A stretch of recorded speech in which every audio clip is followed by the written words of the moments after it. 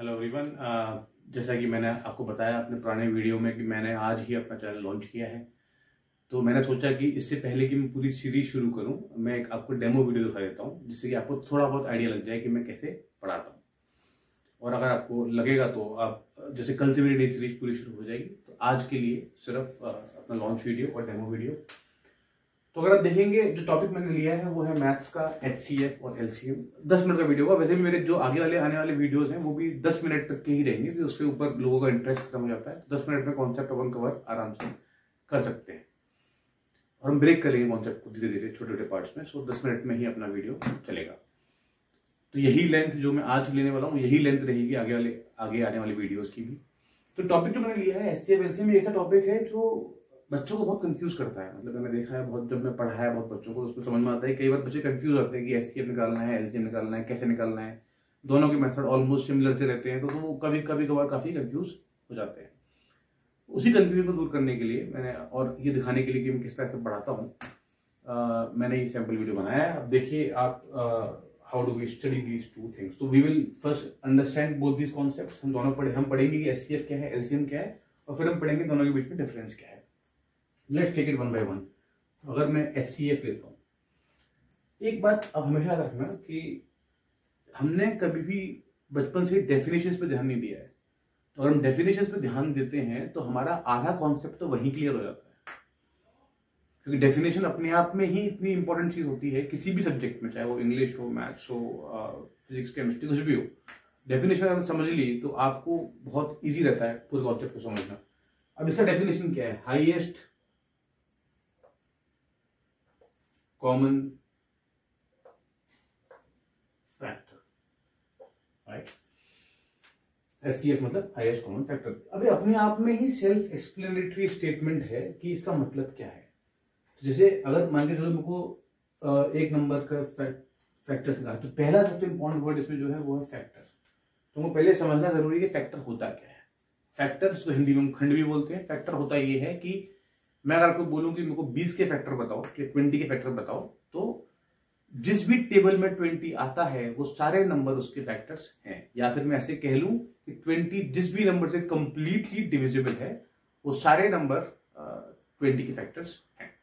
तो इस केस में हम एग्जाम्पल लेंगे, फॉर एग्जाम्पल 12। तो 12 के वो फैक्टर्स जोड़ने हैं। और एक और चीज बहुत इंपॉर्टेंट है, हर नंबर का 1 और वो नंबर खुद हमेशा फैक्टर होता ही है, क्योंकि 1 से हर नंबर डिवाइड होता है और उस नंबर से वो नंबर डिवाइड हमेशा होगा ही होगा। तो इस केस में एक तो पक्का हो गया कि 1 और 12 तो फैक्टर है ही आपके, क्योंकि 1 तो बोला सबका होता है, और क्योंकि इवन नंबर है 2 भी है, 3 से भी डिवाइड होता है, 3 4 12, 4 3 12 एंड 6 2 12। उसके बाद ये नहीं आएगा। तो एक और बात हमेशा ध्यान रखिए आप कि अगर आपका नंबर का आधा नंबर आ जाए तो उसके बाद सीधा वही नंबर होता है। जैसे 6, 12 का आधा है 6 के बाद सिर्फ सीधा 12 ही आएगा। 6 और 12 के बीच में कोई भी नंबर ऐसा नहीं है जो उसका फैक्टर हो सकता है। ये कॉन्सेप्ट अपन बाद में पढ़ेंगे कि ऐसा क्यों होता है, क्योंकि जैसे मैंने बोला 6 2 12, अब 6 2 12 हो गया तो 7 2 हमेशा 12 से ऊपर ही होगा, और 8 2 भी हमेशा 12 से ऊपर ही होगा। और जितने भी नंबर उसके बाद आएंगे वो हमेशा 12 से ऊपर ही होंगे, इसीलिए आधे के बाद सीधा वो नंबर इसका फैक्टर होता है। अब एक और वर्ड इसमें इंपॉर्टेंट, वो है कॉमन।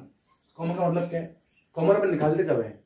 कॉमन अपन तभी निकालते हैं जब कम से कम अपने पास 2 नंबर तो हों, वरना कॉमन निकालने के लिए मेरे पास कुछ तो कंपैरिजन करने के लिए चाहिए ना कॉमन निकालने के लिए। तो 2 मिनिमम और 2 से ऊपर और भी नंबर हो सकते हैं। तो इस केस में to simplify things we will take example of 2 numbers. 2 ही नंबर का एग्जांपल लेंगे अपन। तो एक नंबर मैंने 12 लिया, दूसरा नंबर मैं ले रहा हूं 18। कोई भी ले सकते हैं अपन, एग्जाम्पल के मैंने ये लिया है, तो उसके भी देखते हैं फैक्टर्स क्या क्या है। तो एक फैक्टर 1 तो है ही, 18 भी है ही, ये बात अपनी हो चुकी है। इवन नंबर है 2 भी है, 3 6 18, 4 की टेबल में 18 नहीं आता है, 5 की में 6 की में आता है, 7 की में नहीं आता है, 8 की में नहीं आता, 9 की में आता है। और जैसे मैंने आपको बोला, अगर आधा एक बार हो गया तो उसके और उस नंबर के बीच में दूसरा का फैक्टर कभी नहीं आ सकता। तो 9 के बाद सीधा जो नंबर आएगा वो आएगा 18। अब बात आती है, तुमने दोनों नंबर के फैक्टर्स निकाल लिए। अब हमको इनके कॉमन फैक्टर्स निकालने हैं। क्या निकालने हैं? कॉमन फैक्टर्स निकालने हैं। तो अगर देखेंगे इसमें एक तो 1 तो हमेशा कॉमन होगा, जैसे हर नंबर का होता है वो। 2 भी कॉमन है इसमें 3 भी कॉमन है, और इसमें 6 भी कॉमन है। और कोई नंबर दिख रहा है आपको जो कॉमन है? नहीं। अब अपना फैक्टर निकल गया, अपना कॉमन निकल गया। अब लास्ट वर्ड जो है वो है हाईएस्ट। इन दोनों नंबर्स के जो कॉमन फैक्टर्स आए हैं वो है 1, 2, 3 और 6। इसमें सबसे बड़ा नंबर कौन सा है, सबसे हाईएस्ट नंबर कौन सा है, वो है 6। तो आपका जो HCF हुआ वो क्या हुआ, 6। तो हमने तीनों चीजें पढ़ी और मैंने कुछ नया पढ़ाया नहीं आपको, मैंने वही पढ़ाया है। तो इस वर्ड का मतलब है, इस वर्ड का मतलब हाईएस्ट कॉमन फैक्टर है। हमने पहले फैक्टर निकाल लिया दो नंबर के, हमने कॉमन निकाल लिया, उनमें से जो हाईएस्ट था वो निकाल लिया। तो ये अपना हो गया कॉन्सेप्ट ऑफ HCF। अब अपन पढ़ते हैं what is LCM। LCM is lowest common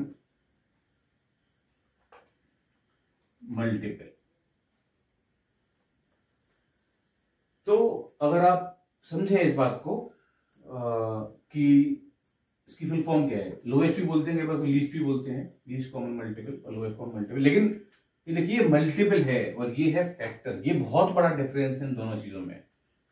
LCM में हमेशा अपन मल्टीपल ढूंढते हैं और HCF में हमेशा अपन फैक्टर्स ढूंढते हैं। और फैक्टर्स और मल्टीपल में डिफरेंस क्या होता है, फैक्टर्स का मैंने आपको समझाया अभी जो जिस नंबर की टेबल वो नंबर आए वो उसके फैक्टर्स हैं, या फिर जिस भी नंबर से वो नंबर फुली डिविजिबल हो वो उसका फैक्टर्स है।